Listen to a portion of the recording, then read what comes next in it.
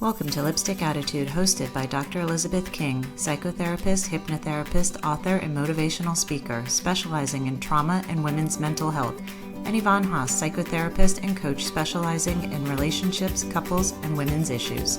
This show is your dose of inspiration, information, and laughter. In each episode, Dr. King and Yvonne bring you hacks, tips, and inspiring stories to help you live a successful life. So ladies, grab your lipstick. It's time to do this. The Lipstick Attitude podcast is powered by Suit Stilettos and Lipstick Foundation, a nonprofit movement to empower women and children from all walks of life to be resilient, self-confident, and purposeful leaders through education, mentorship, and community outreach. To learn more, visit sslwomen.org. Please note that this show is intended to empower and educate. It is not meant to be utilized as a substitute for individual therapy. Well, hello, everyone. Hello, everyone. Hello, Yvonne. Good morning. Good morning. Hello, it's Scarlette. Morning. Good morning, everyone. This is Dr. Elizabeth King, and this is the Lipstick Attitude. Thank you so much for joining us today for another episode. And yes, welcome, everybody. Who is my co-host? I'm not sure. No, I'm just kidding. Good morning, everyone. Yvonne Haase here, co-host. I thought I was the host and you were the co-host. That's probably more the truth. I remember I left for a minute and you took over the show. It was like a year and a half. That's like the New York minute, baby. It was a year and a half, I think. Yes. You know what? Seriously, it could have been 2 months. I have no idea. It was a year and a half, but really, as soon as I left, I don't think my seat was actually cold before you took over and changed the name to the show to include your name in it. And here you are. Correct. So anyways, that's Yvonne Haase, so it's the woman that took over my show. I'll introduce you. I may have improved it. No, I'm totally kidding, everybody. Totally but anyway. Improved it. Why do you think I keep you around? Of course you improved it. I thought it was just because I was cute. Well, that's anyway, I am super excited today because we have the honor and pleasure of introducing one of my favorite people, Miss Scarlette Clarke, and you will know her and love her by the end of this interview if you don't know her already, because there are so many people. I'm like, oh, do you know Scarlette? And they're like, who doesn't know Scarlette? Aww. And she is just a ball of energy. So with no further ado, Miss Scarlette Clarke. For the past 9.5 years, Scarlette has been employed with B&L Service Incorporated, who owns Yellow Magazine, Yellow Cab of Broward, Go Airport Shuttle, Cable Insurance, YC Delivery, and YC Auto Repair and Body Shop as Director of Marketing. Additionally, she has managed the Gaddis Family Foundation, who has donated to various nonprofit organizations like the Boys and Girls Club of Broward County, the Jewish Federation, Special Olympics of South Florida, Women in Distress, Exceptional Theater Company, and many more, including Suit Stilettos and Lipstick Foundation. They have played a huge role in donating to us. When Scarlette is not working, she is supporting and giving back to Alcoholics Anonymous, a community she credits with saving her life. Scarlette has 3 children, Lauren, Ryan, and Mariah. Scarlette, welcome to the Lipstick Attitude podcast. Thank you so much, guys. It's so nice to see you on a Saturday morning. I mean, let's just call it what it is. Dedication. We got lipstick going on a Saturday. Yeah. We got lipstick on of a tropical storm. Let's not forget that. Yes. Right? Oh my right? Goodness. We are committed, or should be committed. One of the two. I say that every day. A nice combination of two, somewhere is my jam. Like between being committed and being committed. Like depending on absolutely. Where the Absolutely. I guess that's what unites us. There's a lot that unites us. There's a lot of crazy in this room right now. You're right. All right. So, Scarlette, we are super excited. So the Lipstick Attitude was born to promote women and our stories and our challenges. And we are super excited to have you here today to hear your Lipstick Attitude and the challenges and the hurdles that you have overcome that brings you to be the most amazing woman that you are sitting here today. So What is your lipstick attitude story, my love? What are the challenges? Because, you know, I think people look at you and they're like, that girl's just got it together. She's got no challenges. There are no hurdles. But I have a feeling that you've had a few, considering that, you know, I already know you. So true. But I really have to, you know, I want to go back to the beginning. And I want to say it was, I'm going to say 5 or 6 years ago. I was at this breakfast. It was a chamber breakfast at, I want to say, Lauderhill. And, you know, it was before the breakfast and people are meandering around. And all of a sudden, like from across the room, I saw this like dark-haired, beautiful woman with this red lipstick.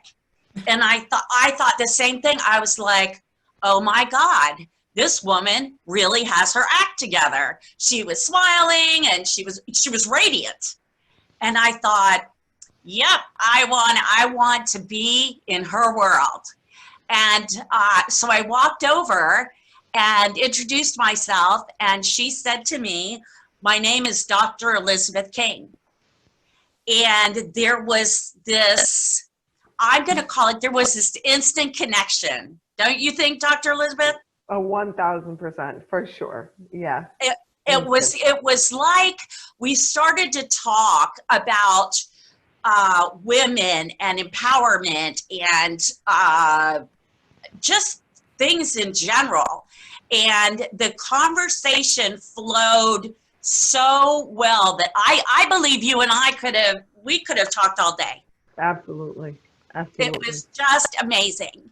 And since then, we have not stopped connecting. Since then, it's just been an amazing ride. And the thing that I have to start back at the beginning, because that is the beginning of my suit, stiletto, and lipstick story. And when I think about the next time, because of course you called me and we met for lunch, and again, it was so easy to just put it all out there. And I think that when I think about women's empowerment, it is about putting it all out there. And Suit, Stiletto, and Lipstick allowed me to do that.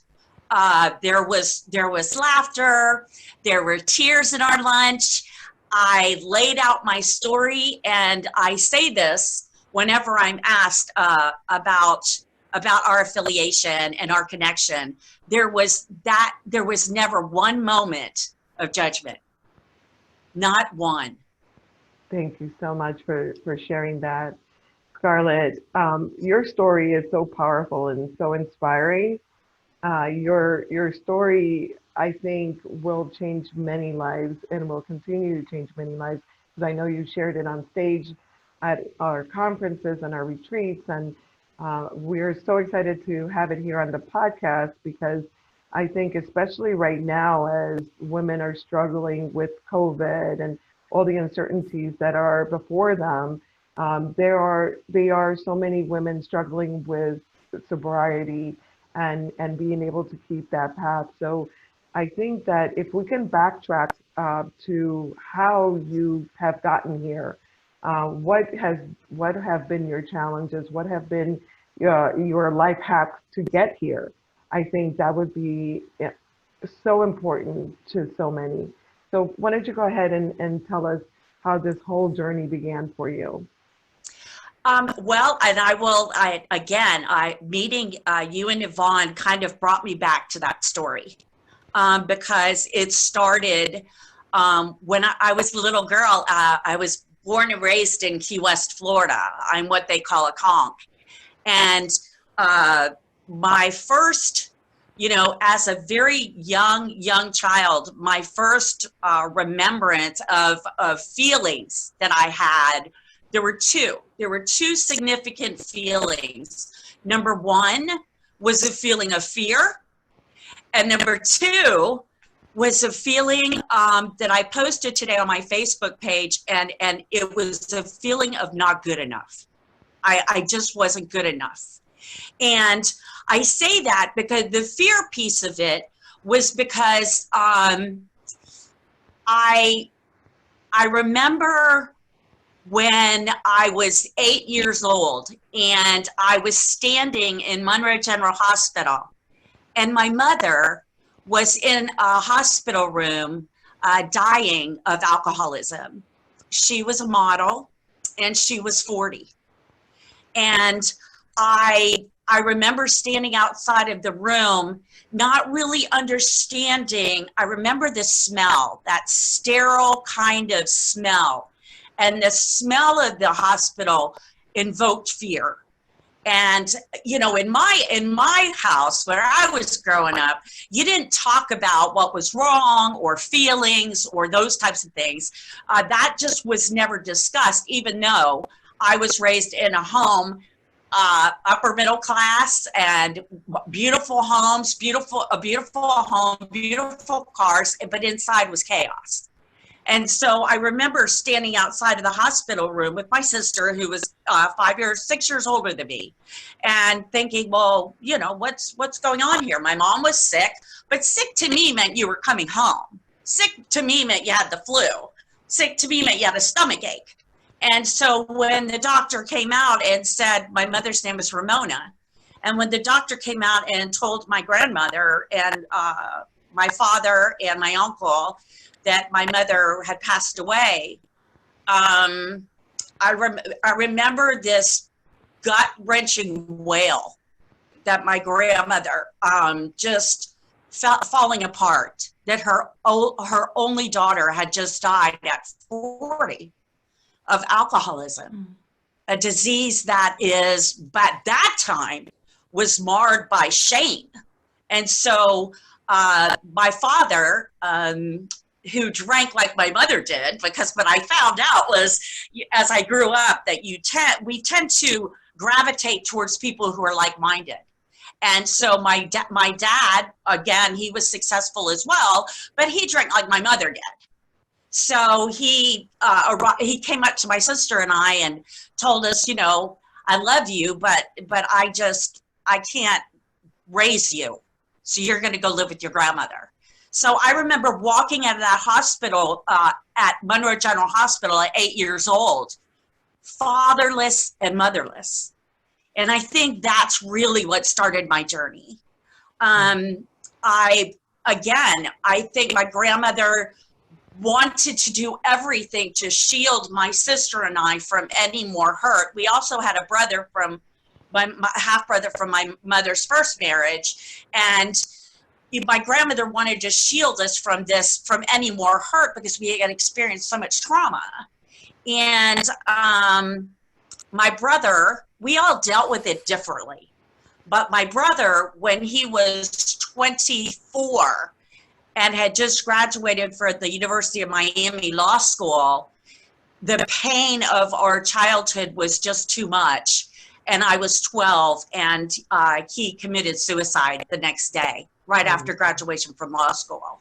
Wow. So, you know, growing up, all I knew was death and hurt. And my grandmother did her best. She really did her best. But she was so broken and so filled with sadness that she was unable physically and emotionally to really, really give my sister and I what we needed. So we both took very separate roads. And my road led to I'm very successful. When I say one of the things that my family taught me was this all or none, this black or white. And they very much had that thought process when it came to work. So I had this work ethic that is outrageous. In some ways, I feel like my work was a place where I went to hide because I knew nothing about being connected emotionally. Nobody had taught me that. So I connected with what I knew, and that was work. So it was Atlanta, it was the 80s, everybody was having fun. I was a director of restaurants for a company in Atlanta, and when I left home at 19, I went bananas. bananas. I just didn't, I had been shielded. I just didn't know what life was really about. And so I went bananas. And the 80s was full of drugs and alcohol and disco and fun and thinking I lived every day like it was my last. The problem is that I didn't have any life coping skills. So of course, you know, at 20, I'm looking for my dad. And my dad, I found my dad in a man. And thought I was in love, and oh, he was, you know, just beautiful, and I've got to marry him. And so the problem is I also didn't have any sense of what was right and wrong. I just knew that I needed to be happy. And so the truth of the matter is he was married, and I didn't care. I just needed to be loved. And so I'll never forget the day when his wife flew down to Atlanta. He had lived in South Carolina, and she flew down and she confronted me. And she said, I hope somebody does this to you someday.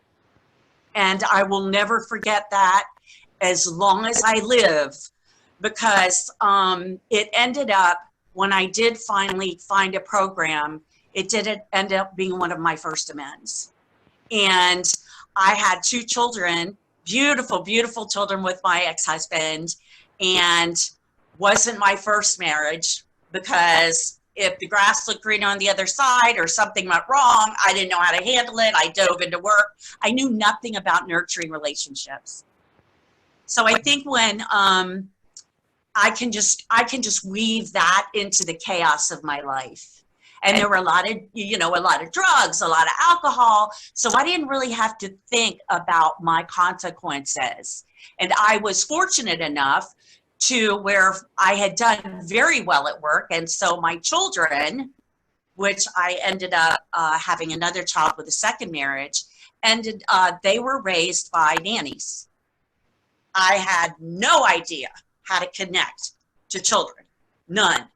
But I'm twirling through life, and oh, this looks like a good idea, and oh, I was drunk, I forgot to take my birth control, and oh, you know, every type of internal chaos you can imagine. So long story short, I moved about 10 years to Fort Lauderdale. I had been recruited for a vice president's position in a company here. And for the first time in a very long time, you guys, I knew nobody. No one was watching me. And I had been very close to an alcohol and pill problem for a very long time.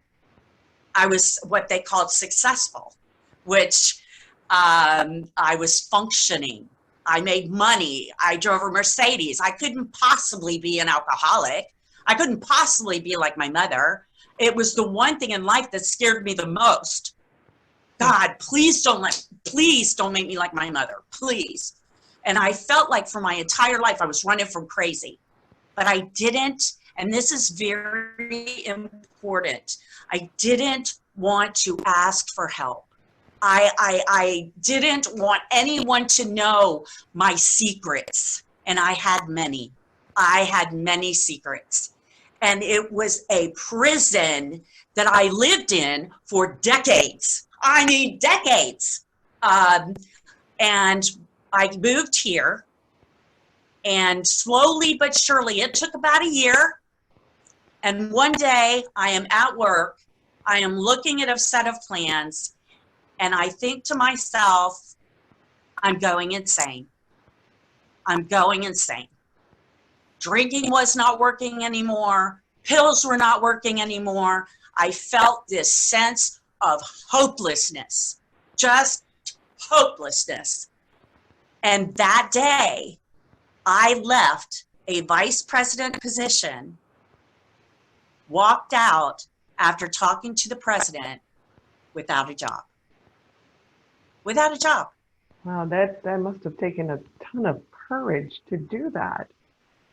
And so, like, what was going through your head, Scarlett? What made you get the courage to stand up and do that?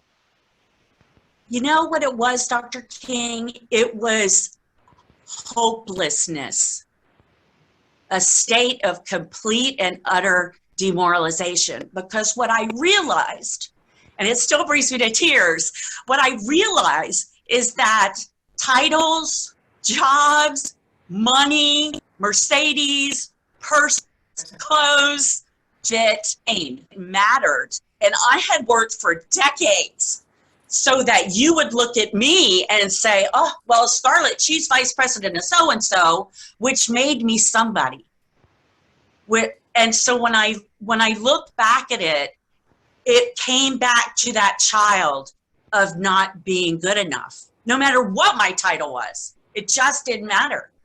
And the honest part of it is I felt like I went home, I had more wine and pills, and I remember I had a condominium on Las Olas, and I was on the 8th floor.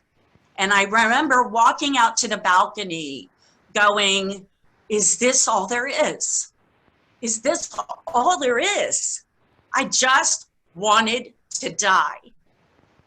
And so that complete and utter hopelessness, in that moment, it was either jump, like my brother had done, or have this moment of clarity where I realized that I was going to have to change everything. And it scared the dickens out of me. And all I remember that night is blackness. It was black, it was blackness. And when I woke up in the morning, I woke up face down on the floor, one shoe on, one shoe off. I must have hit my head because I was bleeding, and got up, looked at my face, and said, enough is enough. And I cleaned up, I went to my computer, I pulled up AA meetings close to me on Google, and I crawled into AA. And that was 11 years ago in this October. Congratulations. That's just Happy birthday. Thank you. birthday. But what I really want, and I'm going to pull this back to, I'm going to pull this back to you guys, because this is an important point. From the time I met you and Yvonne, I was in love. I was like, oh my goodness, this is my tribe. I want in. But I will have to share, and I think I've shared this with you, but I'm not sure that I've shared it with the two of you together. And even after the significant time that I had being clean and sober, I looked at you two and I was like, I'm not enough. These two beautiful women, they're successful and they do so much. And my first thought was, I'm not enough. And it had nothing to do with what you said to me or Yvonne said to me. It was what was inside. And so I thank God I had a foundation, and with my sponsor, oh, don't cry because I will. I know. I had a foundation. I did not expect this, by the way. You know, this No, is what me either. doing live podcast recording. You can't prepare for some of this.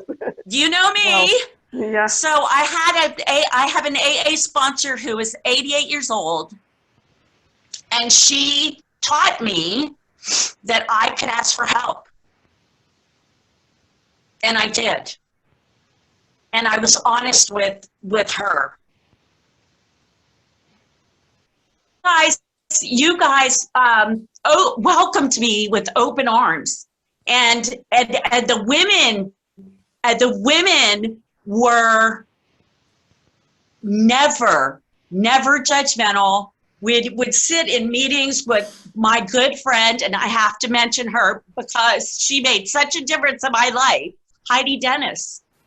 And I will never forget the conversation that Heidi Dennis and I had at a conference. And so when you asked me to do this, what I wanted people and everybody out there, men, women, because sometimes there's this perception out there that alcoholics and drug addicts are people under bridges or on a bench that you see or holding up the signs when you get to a red light. And I am here to say that's part of it. But I am part of it. And so meeting you guys and being able to sit in a circle while we discuss how to be of service. I think what you guys taught me is that service begins with us. It begins with us. And so being in suit, stiletto, and lipstick was just one other huge piece that eventually helped me realize that just as I am, just as you guys are today, sitting here on a rainy Saturday morning, that we're all enough. We're all enough. Wow. I don't know if I don't can even know compose. really how to follow that up. Yeah, I don't either. You have rendered us both speechless, which is very difficult to do. Yeah, it is. Now we have to compose ourselves, Scarlette Clarke. Wow. You know, Scarlette, I just feel like you started this story talking about how your life started from this place of fear and loss, and people would never know that about you meeting you, because whenever I talk about you, and you know, I've connected you with a few people on Facebook because they're in recovery as well, and I say to them, no, you don't understand. I read this woman's post every morning and she inspires me to be better, you know, to just take something on. They're so beautifully written and they apply to everybody, whether you are in recovery or not, your posts apply to everybody. But there had to be such a mind shift for you to go from that place of fear and almost like, not almost, abandonment to, I mean, you seem like one of the most positive, and you're such a connector. Like, so there had to be such a mind shift for you to make that transition. You know, it's funny because when I got to AA, they said, Scarlette, you don't have to change one thing. You have to change everything. And I've got to tell you guys, my first couple of years in sobriety, I cried. That's all I did. I cried. I couldn't believe my life had been, in my eyes, reduced to AA, and I can't drink, and my life is over, and all of that. And so it was a mind shift. And let me tell you, it's even 11 years later, you guys, and we could probably have a whole nother podcast about this. I'm single. I'm single because I have had to spend some significant time with what you just related to, Yvonne, and that's abandonment issues. It shows up at work. It shows up in my relationships. It shows up in my friendships. You know, if I don't get a text back, oh my God, I've had to spend significant time loving myself. Let me change that. Liking myself a lot. And it's a continuing mind shift. This morning I wanted to, when I was reading my journal and looking at my daily reading, it was about gratitude. It was about gratitude. And I just want to, if I might, just read what the beginning was. And it was like, we learned the magical lesson that making the most of what we have turns it into more. And that's Codependent No More by Melody Beattie. And I had to shift. The first shift I had to make was forgiving me. Because sobriety has come with consequences. It has. It's come with consequences. It's come with things that I had this idea that if I got sober and clean, wow, everything's going to change and everything's going to be a storybook ending.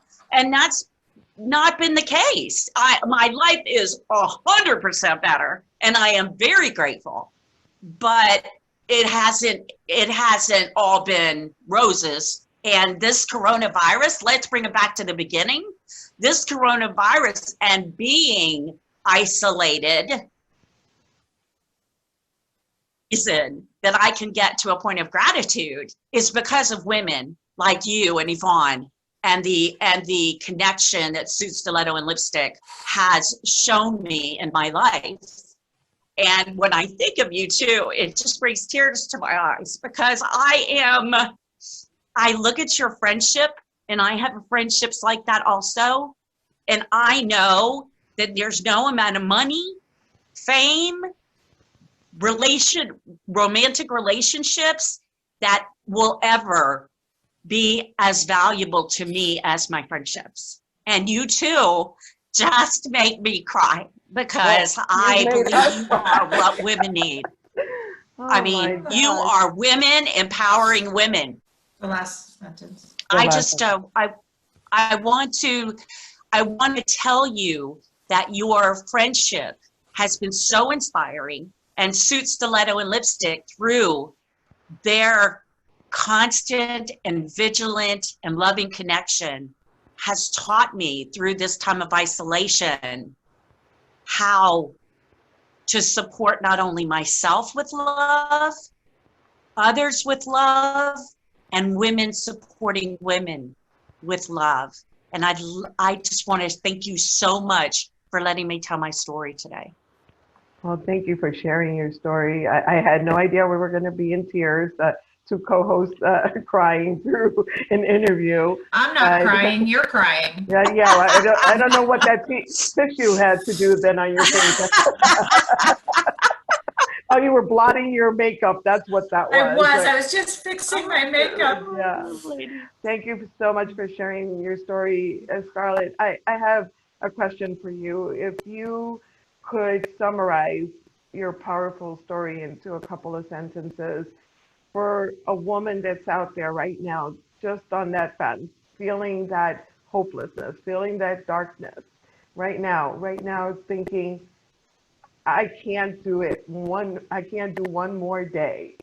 I cannot continue on this path. I have no hope. What could you say to them, heart to heart, right now? 2 words. Me too. Me too. There are women out here who have been there. And the 2 most powerful, important words I want everybody out there to understand: reach out. Reach out to me. Me too. Thank you, ladies, so much. Thank you. Wow. Thank you. All right. I guess after I clean up the running mascara. The mascara. This is the perfect time to put on our lipstick attitude. But before, I forgot one last question, because I need to know, before we put on our lipstick attitude, what would you like your legacy to be?